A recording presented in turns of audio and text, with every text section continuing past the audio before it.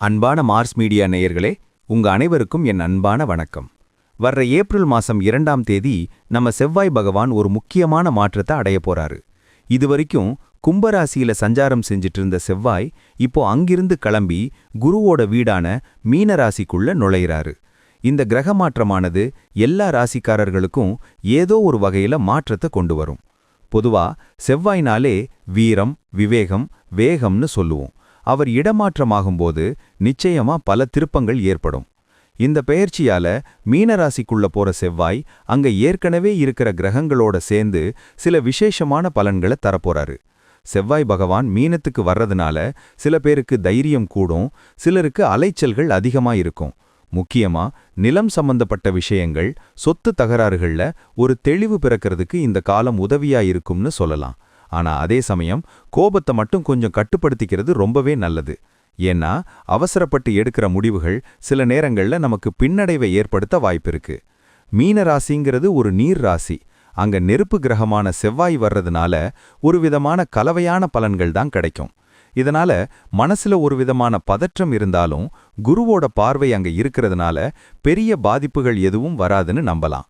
தொழில் ரீதியா பாத்தீங்கன்னா ஒரு சிலருக்கு நல்ல லாபம் கிடைக்கிறதுக்கும் கைவிட்டு போன வாய்ப்புகள் மறுபடி வர்றதுக்கும் இது ஏதுவான காலம். உடல் ஆரோக்கியத்துல மட்டும் கொஞ்சம் அக்கறை காட்டுங்க. குறிப்பா உஷ்ணம் சம்பந்தமான உபாதைகள் வராம பாத்துக்கிறது ரொம்ப முக்கியம். கடைசியா பார்த்தா இந்த செவ்வாய் பெயர்ச்சிங்கிறது ஒரு பக்கம் சவால்களை கொடுத்தாலும் இன்னொரு பக்கம் வெற்றிக்கான வழியையும் காட்டும். எந்த ஒரு காரியத்தையும் நிதானமா யோசிச்சு செஞ்சா கண்டிப்பா இந்த காலத்துல நல்ல முன்னேற்றத்தை அடைய முடியும். குலதெய்வ வழிபாடும் முடிஞ்சா செவ்வாய்க்கிழமை அன்னைக்கு முருகப்பெருமான வணங்குறதும் உங்களுக்கு இருக்கிற தடைகளை நீக்கும். இந்த பெயர்ச்சியால ஏற்படுற சாதக பாதகங்களை சரியா புரிஞ்சுக்கிட்டு நடந்துகிட்டா எல்லா ராசிக்காரர்களும் நிம்மதியா இருக்கலாம். அந்த வகையில ஒவ்வொரு ராசிக்கும் இந்த செவ்வாய் பெயர்ச்சி என்னென்ன பலன்களை தரப்போகுதுன்னு பாப்போம். அன்பான கன்னிராசி நேயர்களே, உங்க ராசிக்கு இதுவரை 6ஆம் வீட்ல இருந்து எதிரிகளை தவிடுபொடியாக்கி பல வெற்றிகளை கொடுத்த செவ்வாய் பகவான் இப்போ 2 ஏப்ரல் 2026 முதல் 7ஆம் வீடான களத்திரஸ்தானத்துக்கு வர்றாரு. கன்னிராசிக்கு செவ்வாய் 3 மற்றும் 8ஆம் இடத்து அதிபதிங்கிறதால அவர் 7ஆம் இடத்துக்கு வர்றது கலவையான பலன்களைத்தான் தரும். 7இல் செவ்வாய் அமர்ந்தால் கூட்டாளிகளிடம் கவனம் தேவை அப்படின்னு ஒரு பொதுவான விதி இருக்கு. அதனால இந்த பெயர்ச்சி காலத்துல உங்களுடைய தனிப்பட்ட வாழ்க்கை மற்றும் தொழில் கூட்டணிகள்ல கொஞ்சம் விட்டு கொடுத்து போறதுதான் புத்திசாலித்தனம். தொழில் மற்றும் வியாபாரம் பண்றவங்களுக்கு இந்த நேரத்துல புதிய கூட்டாளிகள் வந்து சேருவாங்க. ஆனா யாரையும் உடனே நம்பி பெரிய பொறுப்புகளை ஒப்படைக்காதீங்க. கொடுக்கல் வாங்கல்ல தெளிவான கணக்கு வழக்கு வச்சுக்கிறது நல்லது. உத்தியோகத்துல இருக்கிறவங்களுக்கு வேலைப்பழு கொஞ்சம் அதிகமா இருக்கும். சில நேரங்கள்ல மேலதிகாரிகளோட நேரடி பார்வை உங்க மேல விழும். அதனால வேலையில எந்த தப்பும் வராம பாத்துக்கோங்க. வெளிநாடு அல்லது வெளிமாநில தொடர்புகள் மூலமா ஒரு புதிய வாய்ப்பு தேடி வரும். அதை சரியா பயன்படுத்திக்கிட்டா வருங்காலத்துல அது பெரிய லாபத்தை தரும். பொருளாதார நிலைமையை பொறுத்த வரைக்கும் வரவுக்கும் செலவுக்கும் சரியா இருக்கும். எதிர்பாராத சில சுப செலவுகள் வந்து சேரும். அதனால சேமிப்புல இருந்து கொஞ்சம் பணம் எடுக்க வேண்டிய சூழ்நிலை வரலாம். செவ்வாய் 7ஆம் இடத்துல இருந்து உங்க ராசியை பார்க்கறதால வீண் பிடிவாதம் காரணமா சில நஷ்டங்களை நீங்களே தேடிக்க வாய்ப்பு இருக்கு. அதனால எதையும் ஒரு முறைக்கு இருமுறை யோசிச்சு முடிவு பண்ணுங்க. நிலம் அல்லது வீடு சம்பந்தப்பட்ட விவகாரங்கள்ல அவசரம் காட்டாதீங்க. மத்தவங்க பேச்சை கேட்டு ஷேர் மார்க்கெட்ல பெரிய தொகையை முதலீடு செய்யாம நிதானமா இருக்கிறது உங்க பணத்துக்கு பாதுகாப்பு தரும். குடும்ப வாழ்க்கையில ரொம்பவே கவனமா இருக்க வேண்டிய நேரம் இது. கணவன் மனைவிக்குள்ள சின்ன சின்ன விஷயத்துக்கு கூட பெரிய வாக்குவாதங்கள் வரலாம். செவ்வாயோட வீரியம் உங்க பேச்சுல வெளிப்படும். அதனால கோபத்தை குறைச்சிக்கிட்டு அன்பா பேச முயற்சி பண்ணுங்க. திருமணத்துக்காக காத்துட்டு இருக்கிற கன்னிராசி நேயர்களுக்கு நல்ல வரம் அமையும்.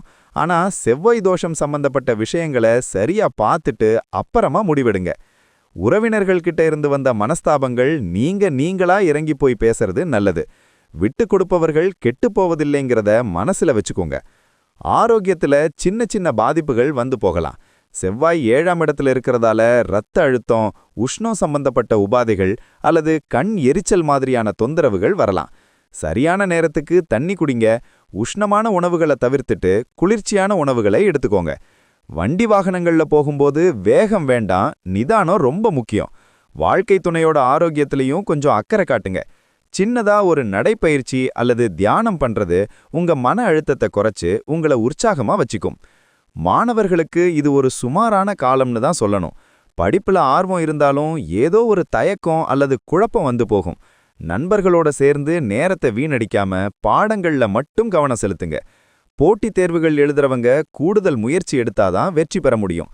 ஆசிரியர்களோட ஆலோசனைகளை கேட்டு நடக்கிறது உங்களுக்கு ஒரு தெளிவை கொடுக்கும். உயர்கல்விக்காக முயற்சி பண்றவங்களுக்கு சில தடைகளுக்கு அப்புறம் நல்ல செய்தி வந்து சேரும். உங்களுடைய லட்சியத்தை அடைய விடாமுயற்சி ஒன்று தான் இப்போ உங்களுக்கு இருக்கிற ஒரே வழி. நட்சத்திர பலன்களை பார்த்தா உத்தரம் நட்சத்திரத்துல பிறந்தவங்களுக்கு இந்த பெயர்ச்சி சில பொறுப்புகளை கூட்டும். நிதானமா செயல்பட்டா காரியம் கைகூடும். அஸ்தம் நட்சத்திரத்துல பிறந்தவங்களுக்கு பயணங்கள் மூலமா அலைச்சல்கள் இருந்தாலும் அதுக்கான லாபம் ஓரளவுக்கு கிடைக்கும். சித்திரை நட்சத்திரத்துல பிறந்தவங்களுக்கு கோபம் அதிகமா வரும். அமைதியா இருக்கிறது தான் உங்களுக்கு நல்லது. 3 நட்சத்திரக்காரர்களுக்கும் இந்த செவ்வாய் பெயர்ச்சி ஒரு முதிர்ச்சியை தரும். மத்தவங்க விஷயத்துல தலையிடாம உங்க வேலையில மட்டும் கவனம் செலுத்துங்க.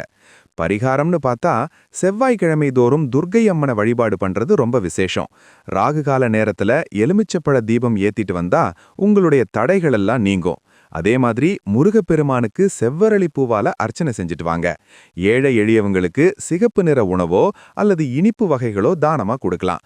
வீட்ல லலிதா சகஸ்ரநாமம் அல்லது கந்த சஷ்டி கவசம் கேட்கறது உங்களுக்கு ஒரு பெரிய மன அமைதியை தரும். உங்களுடைய குலதெய்வத்தை மனதார வேண்டிக்கோங்க. அதுவே உங்களுக்கு ஒரு பெரிய கவசமா இருக்கும். 7ஆம் இடத்து செவ்வாய் சில நேரங்கள்ல உங்களுடைய கௌரவத்துக்கு சின்ன சின்ன சோதனைகளை வைக்கலாம். அதனால மத்தவங்க கிட்ட பேசும்போது ரொம்ப நாசூக்கா பேசுங்க. உங்களுடைய பலவீனங்களை யார்கிட்டயும் பகிர்ந்துக்காதீங்க. புதுசா பழகிறவங்க கிட்ட ஒரு இடைவெளி விட்டு பழகுங்க. இந்த நேரத்துல நீங்க செய்யற தர்ம காரியங்கள் உங்களுக்கு ஒரு பெரிய பாதுகாப்பு தரும். முடிஞ்ச வரைக்கும் அசைவ உணவுகளை தவிர்த்துட்டு சைவ உணவுக்கு மாறுறது உங்க ஆரோக்கியத்துக்கும் கிரக நிலைகளுக்கும் நல்லது. உங்களோட திறமை மேல உங்களுக்கு நம்பிக்கை இருக்கட்டும். மீன ராசிக்குள்ள நுழையிற செவ்வாய் உங்களுடைய சமூக வட்டாரத்தை விரிவுபடுத்துவாரு. ஆனா அந்த நண்பர்கள் எல்லாரும் உங்களுக்கு உண்மையா இருப்பாங்களான்னு ஒரு முறை யோசிச்சுக்கோங்க. பழைய நண்பர்களை சந்திச்சு பேச வாய்ப்பு கிடைக்கும். அது உங்களுக்கு ஒரு மன ஆறுதலை தரும். சட்ட ரீதியான சிக்கல்கள் ஏதாவது இருந்தா அதை இப்ப பேசி தீர்க்க முயற்சி பண்ணுங்க. சுபமான முடிவு கிடைக்கும். உங்களுடைய வார்த்தைகளுக்கு மத்தவங்க தப்பான அர்த்தம் கற்பிக்கலாம். அதனால பேச்ச குறைச்சிட்டு வேலையில கவனம் செலுத்துங்க. எதையும் ஒரு முறைக்கு இருமுறை யோசிச்சு செய்யுங்க. இந்த பெயர்ச்சி காலத்துல உங்களுடைய ஈகோவை மட்டும் கொஞ்சம் மூட்டை கட்டி வச்சிடுங்க. மத்தவங்க சொல்றதுல இருக்கிற நியாயத்தை ஏத்துக்க பழகுங்க. அலுவலகத்துல சக ஊழியர்களோட இணக்கமா போறது உங்களுடைய வேலை சுமையை குறைக்கும். தேவையில்லாத விவாதங்கள்ல இறங்காம உங்க வேலையில மட்டும் கவனம் செலுத்துங்க. செவ்வாய் பகவான் உங்களுக்கு ஒரு போராட்ட குணத்தை கொடுப்பாரு. அத உங்களுடைய வளர்ச்சிக்கு பயன்படுத்துங்க. விடாமுயற்சி விஸ்வரூப வெற்றிங்கிறத மட்டும் எப்பவும் மறக்காதீங்க. மொத்தத்துல கன்னிராசி நேயர்களுக்கு இந்த செவ்வாய் பெயர்ச்சி கொஞ்சம் போராட்டமான சூழ்நிலையை கொடுத்தாலும் உங்களோட அறிவால அதை ஈஸியா கடந்து வந்துடலாம். பொறுமையா இருந்தா புண்ணியம் கிடைக்கும்னு சொல்வாங்க.